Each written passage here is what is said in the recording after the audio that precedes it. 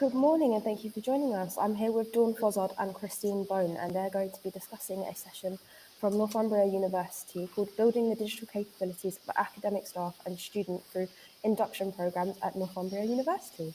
So thank you very much. I'm going to pass you over to them. Good morning, everybody. Welcome to our session. As Christina kindly introduced us, my name is Dawn Fozzard and I was the lead on the Student Digital Induction Programs, and my colleague is Christine Bone, was the lead on the Staff Digital Induction.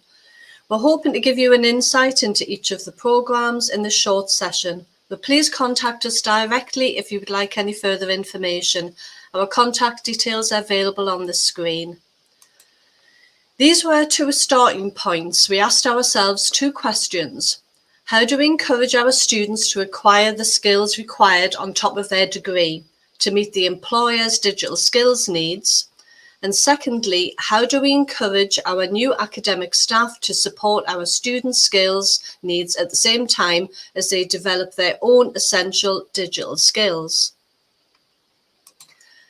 As you can see on this slide, we had lots of project drivers. You can see organisational, departmental and personal PDA objective drivers for this project on screen. There was also a number of HE sectors and society drivers for this project, not least of all, which we all know about, the COVID pandemic, when we moved on to online learning. We were very lucky with these projects because we had strategic buy-in from our senior leadership across the university to build student and staff digital capabilities. This gave us the remit to progress the projects. From the university strategy to the IT strategy to our TEL strategy to PDA objectives, these were priority targets and we had to deliver. Prior to this project, there was no existent dedicated portal of help and information to guide students through their digital capability journey that became more important due to COVID and employer sector needs. The project sought to use TEL resources to enable independent, self-directed adult learners to improve their knowledge. We also aimed to do this by providing learning in easy to access, easy to use and easy to understand and get them to improve their learner skills. A lot of the HE sector material that we looked at is already listed in our abstract. We then looked at researching how we were going to develop this and were we developing something that was needed. There was initial debate to the format, the specific content and the tone of the materials. This was very important because a lot of our students, English is not their first language, and we wanted to make it an informal tone throughout. We were quite lucky because the TEL team had just recently appointed two recent Northumbria graduates who give us a useful student-centred perspective on what was required and what they missed while studying at Northumbria. Both the project teams consisted of 4 to 6 members from both our training and innovation team and our content team. We did call in additional staff if there was any specific tasks required. We did some initial research where we looked at what the sector was doing, both in the UK and internationally. We looked at approximately 16 UK, Irish and North American universities. A lot of the induction material was between firewalls, so this was only a sample analysis poll. We also talked with representatives from our students' union and other student-facing departments, including the library and graduate features. We held show and tell sessions at key points throughout the project. We also talked to academic staff who were already delivering this type of programme. And we also worked closely with the Microsoft Skills community for FE and HE in the UK, which give us the opportunity to add in free Microsoft certification skills to our delivery. We have split this presentation into two sectors, our student digital suitcase and our academic staff suitcase. We have time at the end for any questions. On this slide, you can see the student digital induction consisted of 3 phases. Phase 1 was targeted at prospective students and students who had accepted offers. The material was used in welcoming and enrolment emails and other communications. We also highlighted at open days. We showcase live on laptops, and we give out free pens with the short URLs, which were gratefully received. We use the message throughout: do this before you come and you will be so much more prepared. We look after you from before you come through to when you enter the workplace. At Northumbria, you get more than just a quality degree. The product that we delivered was very simple to read, no abbreviations, friendly, conversational, plain English. This was delivered on our site core because it had to be accessible to students who didn't have credentials to log in necessarily. Phase 2 was built on phase 1. This was in our Blackboard Ultra program sites. It included information at a higher level, included videos with captions and some images, but still used the same friendly tone and language style. We also included some skill checks and some feedback opportunities. Phase 3 was for our students going out on placement or leaving us to start their professional life. The material was more skill-centric and built on how they would use the TEL technologies that they used at university and how they would transfer into the workplace and beyond. The material again was designed to be a fast read, informative and easy accessible to encourage revisits. On the screen here, you can see our pre-enrollment. There is also a short URL. If you want to go in and visit it, you're more than welcome. It's available to all. As you can see here, it was split into various sections, and each section had a web page that was split into the same format. It asked the question, for example, if we were talking about OneDrive, what is OneDrive? When will I use OneDrive? How do I access it? How do I use it? And where can I get further help? We did not duplicate any additional material. We short URL'd into existing documents, help and guidance and videos. This was phase 2. This was created on Blackboard and went into all of our program templates. You can see it also has additional material from other departments in the university. So this was a package of material that students could use and revisit. We did not duplicate any material. We always highlighted 2 other resources. For example, under employability, we're not employability specialists, but we are TEL specialists. So from the top topics, then you had subtopics, and in each subtopic, we also told them how long it would take to complete. So they knew it wasn't time intensive and they could revisit. So in the example of the document of this phase, we had a video at the top. We also had learning outcomes, and we split it down into what it is, when will I use it, how do I access it, how do I use it, and where to get additional help and resources. We linked into, say, Microsoft Learn and other training platforms. The final stage was our student to professional. This was more skill-centric. It brought in thoughts from the Microsoft skills to digital skills to employability papers. We also had problems at Northumbria where students wanting to access material after they'd graduated and no longer had their login credentials. So what we did is we created all the materials in a downloadable format so they could take it away with them. We also had a next step section to advise them on what they needed to do before they left. This was a self-enroll organisation. We could not pre-enroll all of our students because they would get more increased announcements. We also advertised free certified Microsoft courses in this material.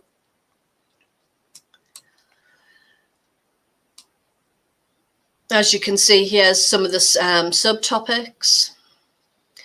What we did as well is at the end, because it was more skills centric, we had what is the topic and why it's important? How will this help me to stand out from other students? What tools can I use? How do I get started? What should I do next? And how does this help me at? And we had a document at the end which had a table, and this included information about how this skill would improve their ability at university and how they translated across into the workplace.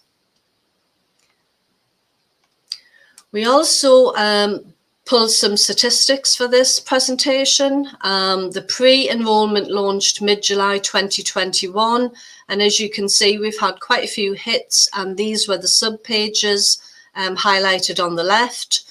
We also noticed that it was working because we were getting lots of hits from overseas countries. So this was representative of our student intake from overseas. So we knew that our marketing and promotion was successful.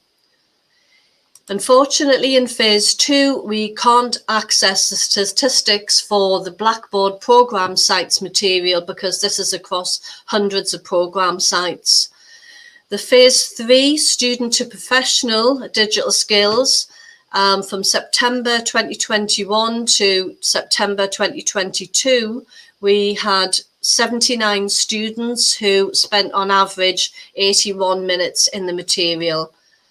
What was nice though, we found that professional staff in our student library and services and other departments had heard about the material and were actually using the material to make notes to break forward into their annual appraisal and develop their own digital skills. The next section was, I've only listed a sample of the good, the not so good and the surprises. We've had a lot more, but these are just a sample. At open days, we were told that this type of support was a deciding factor in where they would study. They loved the 3 phases and felt supported from being a prospective student right through to employment. The downside was we were actually limited on the platforms. We had to make sure phase 1 was accessible to all. Hence, it was written on Sitecore and our web pages. Phase 2 had to only be for our students and embedded into the teaching support delivery. And phase 3 had to only be for our students, but available for them to download and take away with them. So as I mentioned before, the surprises were that our professional staff wanted to use. How have we changed the materials throughout the project lifespan? Well, we've added more videos to match learning styles. All these videos have captions in. We have, as I've mentioned before, downloadable options. We've added in skill checks, and within that skill checks, they have completion certificates, so they can add these into their portfolios. We've added more worth by adding in free Microsoft certifications. And we have improved our marketing and publicity, and we continue to work on that area. The way forward, obviously we need to improve our marketing and publicity. The students love the pens that we give them at open days. We've also restarted our student IT inductions for the start of this academic year. We use posters and QR codes. And we also promote more actively to other staff and other departments to get them to promote. We'd like more feedback opportunities, but we are very careful not to bombard our students with surveys. They get bombarded enough. We'd like to add some student views videos in for students who have completed the programme and want to publicise it to other students. We'd like to advertise more training and guidance. We'll continue to adapt it as we go through this programme. And I would like to look at creating customisable material for certain groups of students, but it's only an idea at present. This academic year will be the first year that we will have all 3 phases complete and be able to get more feedback and student user statistics. Apologies for this only being a light touch and rushed. Generally, I can talk about this area for about 30 minutes myself. I would like to pass over now to my colleague, Christine Bone, who will now talk about the staff digital induction.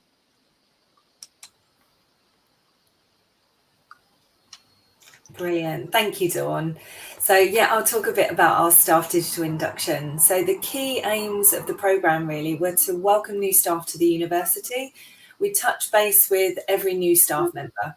We allocate new staff their own TEL technical mentor, and we recognise their existing digital skills, help to nurture new ones, and also begin the journey to improve their digital fluency so that they can be part of an active digital community where both staff and students can confidently use the technology within digitally enabled services. We provide an initial programme of digital learning that allows staff to be trained in the core IT and TEL technologies across the university, so that they will require for teaching, research and administration. So what we did was we built a Blackboard organisation. You can see a bit of an outline on the screen there. We created learning modules for TEL technologies such as Blackboard, Collaborate and the others that we use. There were Microsoft products, and we covered online delivery and other options there as well. We put the staff into Blackboard groups, and then they received content based on their role. So all new staff receive an email from their allocated TEL mentor telling them about this organisation, but then also they meet one-to-one to explain the programme and the resources available to them. And really, if it's looking like it's not for them, then we can actually use it as a TEL sales pitch so that the staff are aware of all the support should they need it at another time. Staff can dip in and out of the resources available, and there's no timeframes, so they don't need to complete by a certain date. It's completely driven by them. In the TEL Technologies section, we followed a standard template for the introduction to the technology, so very similar to that which was used in the student digital induction that Dawn mentioned earlier. A really nice benefit of Dawn and I both being project leads was we both work in the same team, the TEL Training and Innovation team. So we ended up discussing a lot and comparing ideas, and we were able to then improve our offerings. So in the Blackboard documents, we wanted to utilise our existing resources as much as possible. I'm sure like many universities, we've got so many guides and resources that we'd already created.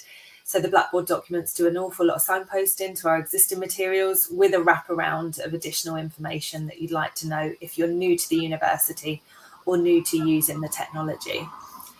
In terms of engagement, unfortunately, we can't provide usage statistics from the Blackboard organisation as we don't actually receive that information from Blackboard. However, I can briefly mention the response rate that we've had from staff so far. In the first 2 months, the response rate was 63%. And if we didn't hear back after 2 emails, we marked them as not responding. And to be honest, we're quite happy with 63% as we were just starting the programme, but we wanted to improve somewhat. We were thinking as a new starter, they're probably already bombarded with a number of emails. They don't necessarily know who we are or actually what they might need. So we had the idea to start copying in their line managers just into that initial welcome email. And that started for our February new starters. And this helped to increase the response rate to 95%, which we were really happy with. Our colleague Larry McGurk is presenting tomorrow afternoon, and he's looking at our TEL Technical Mentor programme in a bit more detail. So he's got plenty of metrics, so I won't give any spoilers away here.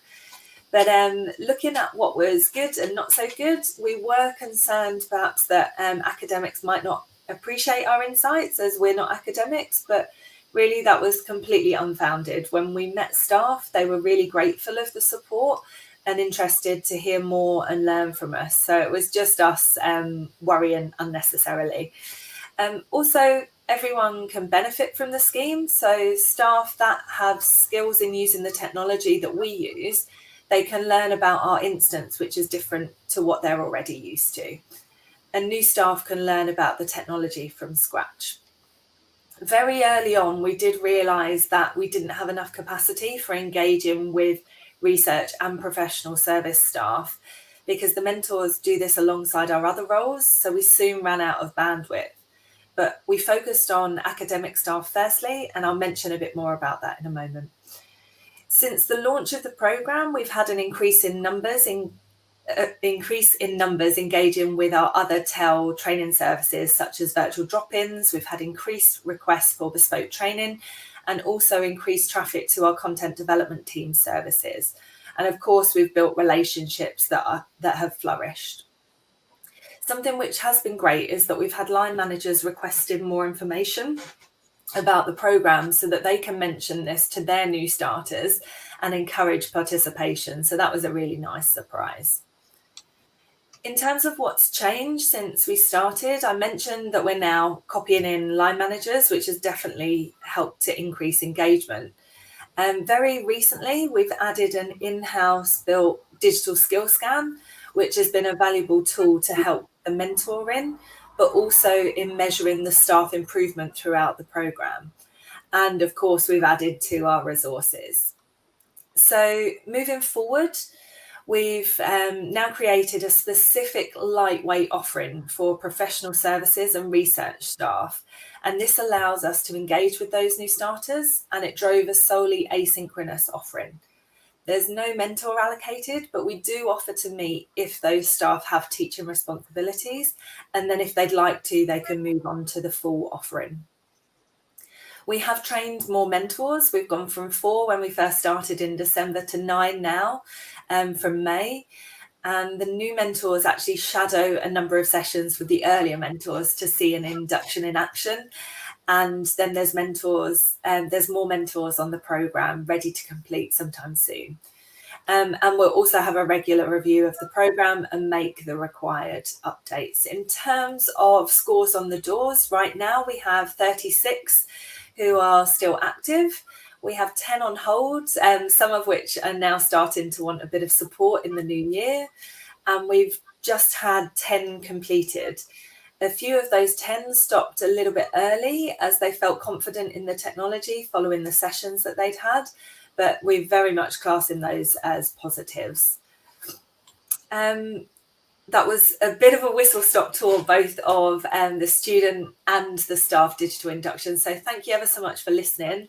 We're very happy to talk more, like Dawn mentioned. So if you'd like some additional information, please feel free to contact us.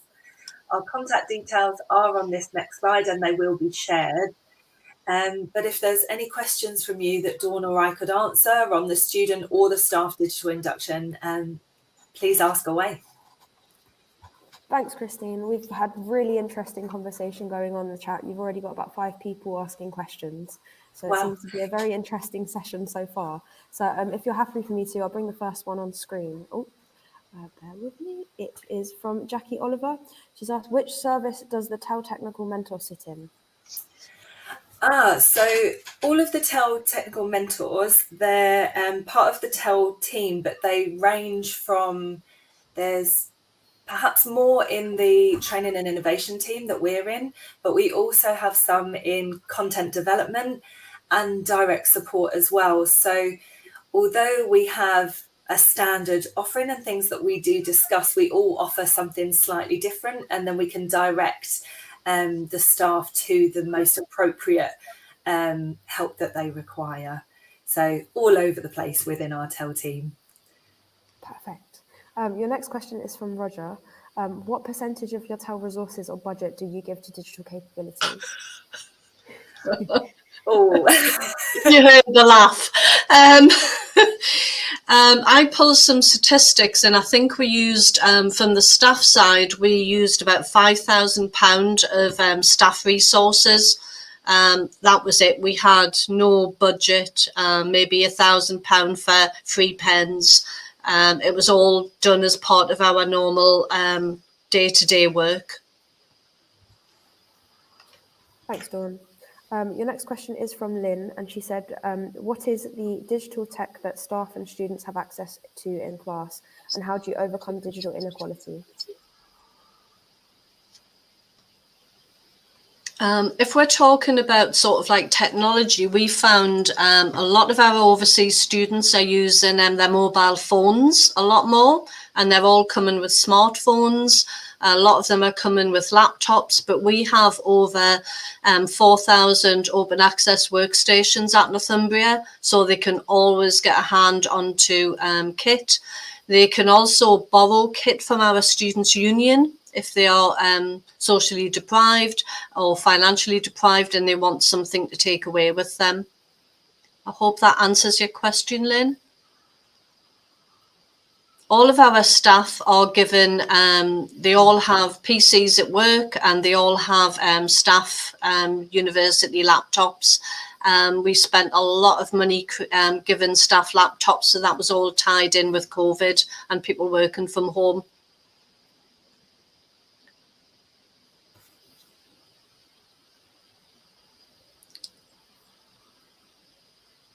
Is there any other questions?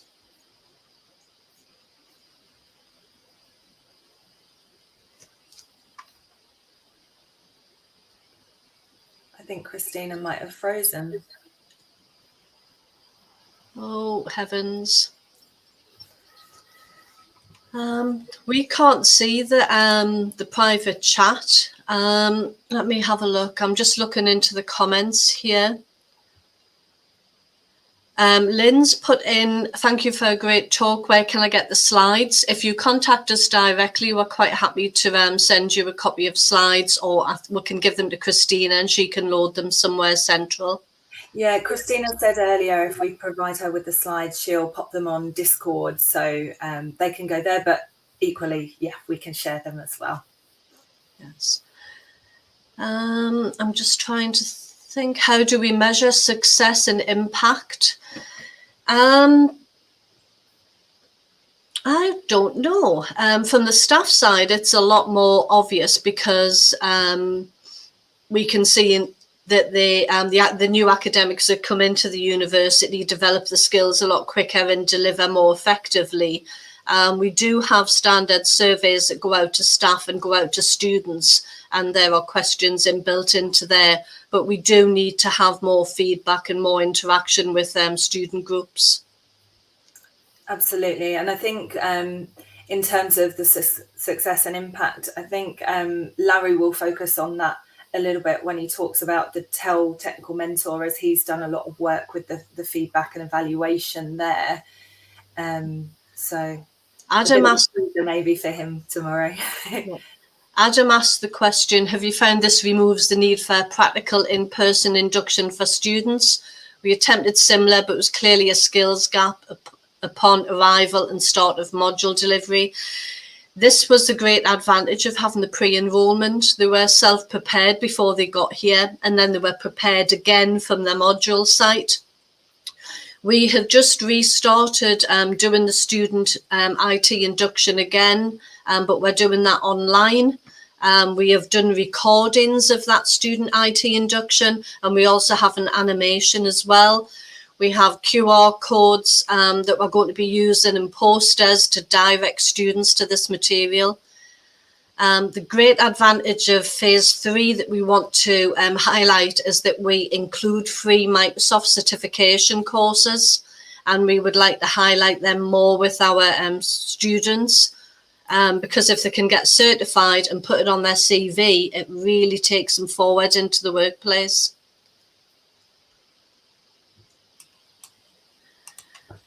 I've just had a look there in the comments. Thank you ever so much for the positive comments there. And Emma's mentioned that it strikes her that involving the line managers in the staff digital induction is really key. And we did kind of find that when we started copying them in the engagement rows, but I did have those couple of requests for a bit more information. And at first I was a little bit not sure how it would go, because one was perhaps a tricky customer, one might say, but when we met, it was really good, and we spoke about the program, but then also he asked, would it be possible for me to perhaps mention when I met with my mentor that there are these options for them, and perhaps that would provide some extra help for them. So definitely involving the line managers is key there to the overall message, I think.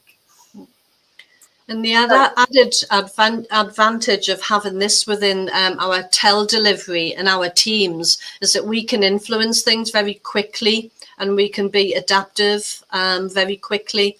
We create all the training guides, we create the videos, we create the resources. We have a liaison role, a liaison role throughout the heads of departments and academics throughout the university. We attend departmental meetings. We're quite a small group, so we are quite noticeable as well. So people contact us directly. We get involved in research and research projects. So yes, I hope this session's been of benefit from you. And I see that we're over our time allocation, and there'll be more sessions starting. So yeah, thank you ever so much for joining us. Enjoy the rest of the conference, and please remember to join our colleague sessions. We have Larry at 3:15 tomorrow talking about the TEL Technical Mentor Programme, and then Simon Corbett, our Director of IT Services, is speaking at 2:30 on Thursday talking about a strategic approach to transforming TEL. So thank you. Thank you, Dawn and Christine. A big virtual clap to you both. I've just joined because Christina got kicked out on the internet, so if you're thinking, who's this person, where'd they come from, I've just jumped in to help while Christina's trying to get back online. So a big thank you, and great comments and questions in the chat as well. So another great session, and hopefully we'll see you throughout the rest of the conference. Okay, thank you very much.